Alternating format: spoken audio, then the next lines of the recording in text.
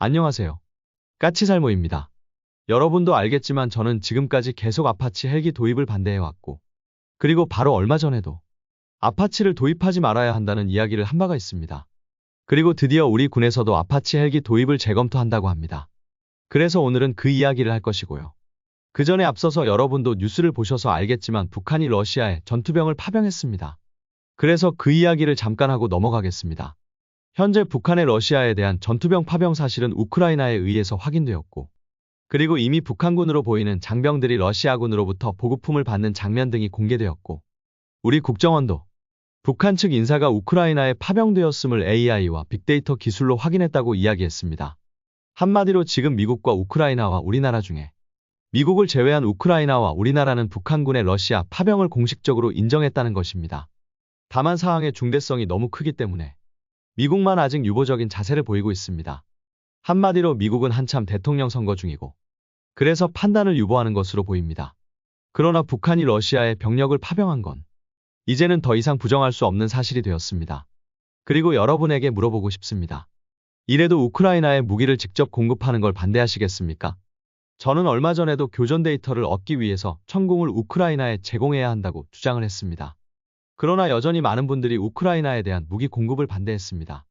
그럼 러시아에 북한군이 파병된 지금 시점에서 다시 물어보겠습니다. 이래도 우크라이나에 무기 공급을 반대하시나요? 이제 우리가 우크라이나에 대한 무기를 공급하지 않으면 더 이상 북한에 대한 적절한 대응책을 찾을 수 없습니다. 북한군은 러시아에 파병되어서 우크라이나에서 실전을 경험할 것이고, 그리고 실전을 경험하면서 현대전의 교리를 익히게 될 것입니다. 그리고 북한은 이미 KN-23 등 자신들의 최신 무기를 러시아에 제공함으로써 실전 데이터를 쌓고 있는 중입니다. 이런 북한군에 대응하려면 우리나라가 최소 파병은 못하더라도 우크라이나에 우리나라 무기를 공급해서 실전 데이터를 쌓아야 합니다. 그렇지 않는다면 우리는 더 이상 북한의 위협에 적절하게 대응을 하지 못합니다. 그리고 이미 155mm 포탄과 천궁을 공급하자는 이야기가 나오고 있는 중입니다. 당연한 겁니다. 우리는 이미 미국 등의 제3국을 통해서 155mm 포탄을 간접 지원하고 있고, 솔직히 이 포탄들은 우리가 미국 등 제3국을 거쳐서 간접 지원하는 것을 넘어서 직접 지원한다고 해도 러시아 등 다른 나라들은 파악할 수는 없습니다. 왜냐하면 우리나라가 지금 공급하고 있는 포탄은 원래 미국산 포탄이기 때문입니다. 과거 우리나라가 미국으로부터 전시치작물자 보관 임무를 이양받은 건 여러분도 잘 아실 겁니다. 그리고 그때 수많은 105mm 포탄과 4.2인치 박격포 포탄을 받은 건 여러분도 아주 잘 아실 겁니다. 그러나 그때 우리가 미국으로부터 이전받은 포탄 중에는 당연히 대량의 155mm 포탄도 있었습니다. 그리고 그 당시 우리가 미국으로부터 이전받은 전시치장 탄약은 수명이 그리 많이 남지 않은 탄들이었고, 그래서 지금은 대량의 105mm 탄이 해체 중입니다. 실제로 이 작업은 풍산에 의해서 이루어지고 있고, 풍산은 105mm 탄을 해체하면서 105mm 탄의 구리탄 피덕에 상당히 짭짤한 부수익을 얻고 있다고 합니다. 한마디로 정부로부터 포탄 해체 비용도 받고 구리탄 피로 이익도 얻고 있는 것입니다. 그러나 우리 입장에서는 구형탄을 해체하기 위해서 막대한 비용을 사용하고 있는 게 현실입니다. 그런데 우리가 미국으로부터 이양받은 155mm 탄도 그리 수명이 많이 남은 게 아닙니다.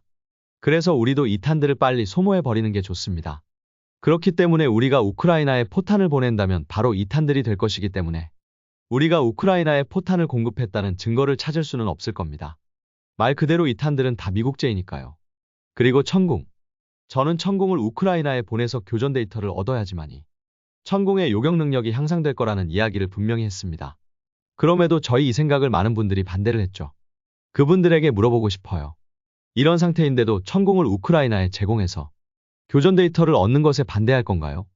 북한은 자신들의 최신 무기뿐만 아니라 병사까지도 파병해서 전투 경험을 쌓고 있는데, 우리는 우리의 최신 무기를 우크라이나에 보내서 교전 데이터를 얻는 것도 여전히 반대하시나요?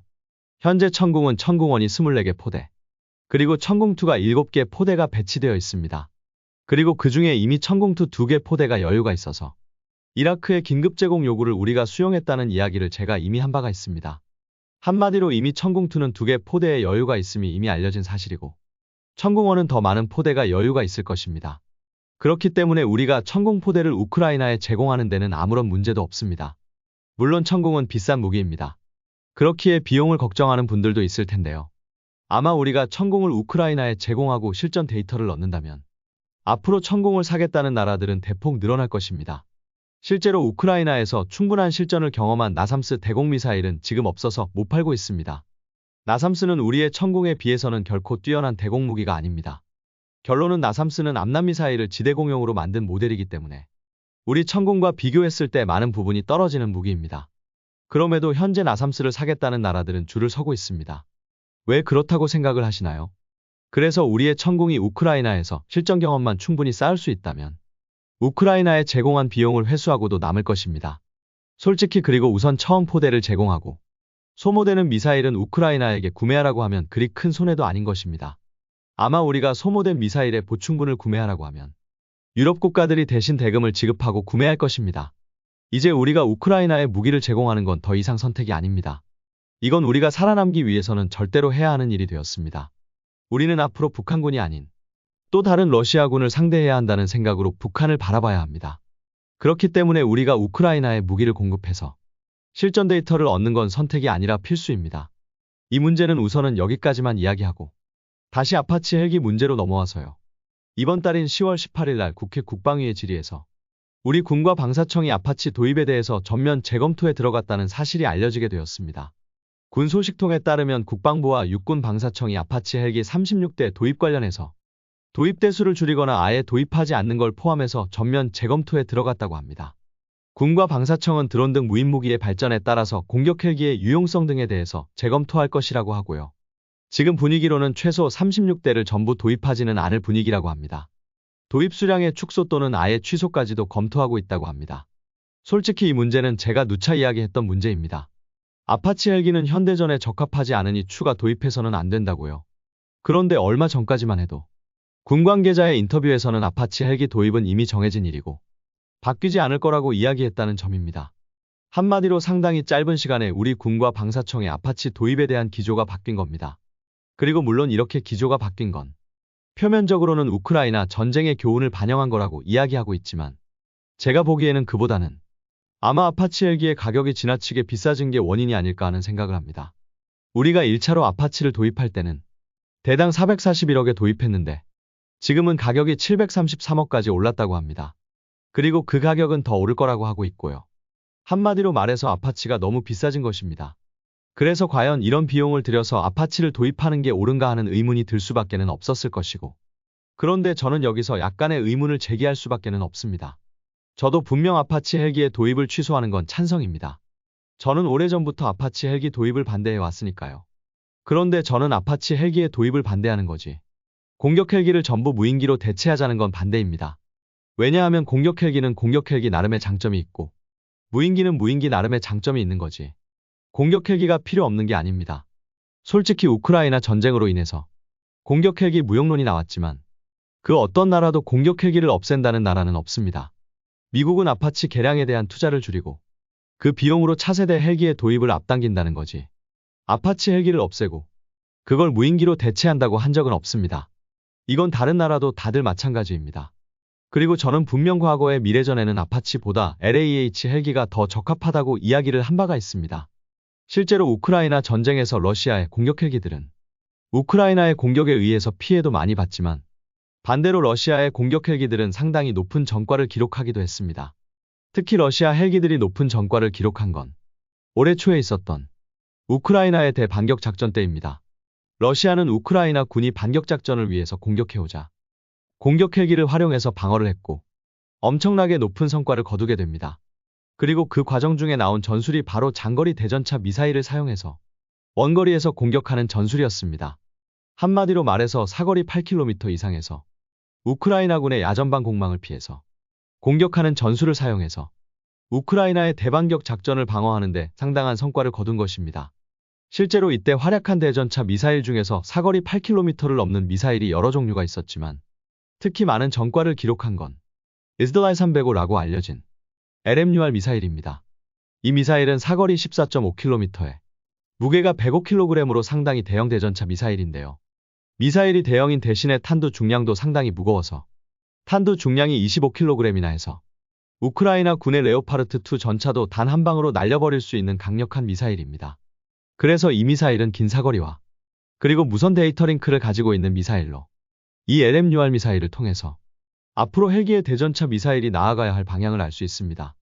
우선 장거리 공격을 위한 무선 데이터 링크가 필요하고, 그리고 미사일의 속도가 최대한 빨라야 하고 사거리가 길어야 한다는 점입니다. 그래야지 적의 요격이나 재민 기회를 줄일 수 있으니까요. 그래서 솔직히 이런 특성에서는 한화가 개발한 천검보다는 LIG가 UAE를 위해서 개발하고 있는 알테어 수출형 대전차 미사일이 미래전에 더 적합하다고 저는 생각을 합니다. 천검은 유선 데이터 링크에 로켓 엔진도 측면에 있어서 미사일의 속도도 더 느립니다. 그에 반해서 LIG의 수출형 대전차 미사일은 로켓 엔진도 미사일 후방에 있기 때문에 속도도 더 빠르고, 그리고 무선 데이터 링크를 사용하고 있습니다. 그리고 사거리도 더 길고요. 물론 천검도 사거리 연장형을 만든다고 합니다만 유선 데이터 링크와 로켓 엔진이 측면에 달린 단점은 바꿀 수는 없습니다. 그렇기 때문에 미래전에는 천검보다는 알테어가 더 적합하다고 저는 생각을 합니다. 이런 식으로 공격 헬기도 적절한 무장을 가지고 적절한 작전을 구사하면 미래전에도 얼마든지 살아남을 수 있고 얼마든지 높은 작전 효율을 보일 수 있다고 생각을 합니다. 결론은 공격 헬기 무용론은 마치 전차 무용론과 비슷하다고 저는 생각을 합니다. 그렇기 때문에 아파치 같은 필요 없이 고가의 공격 헬기가 필요 없다는 거지, 아예 공격 헬기가 필요 없다고는 저는 생각하지 않습니다. 그래서 저는 여전히 미래에는 LAH 헬기가 더 적합하다고 생각을 하고, 그래서 아파치의 도입을 취소한다고 해서 우리가 앞으로 공격 헬기를 운용하지 말자는 게 아니라 아파치 대신 LAH 헬기를 도입해야 한다고 생각합니다.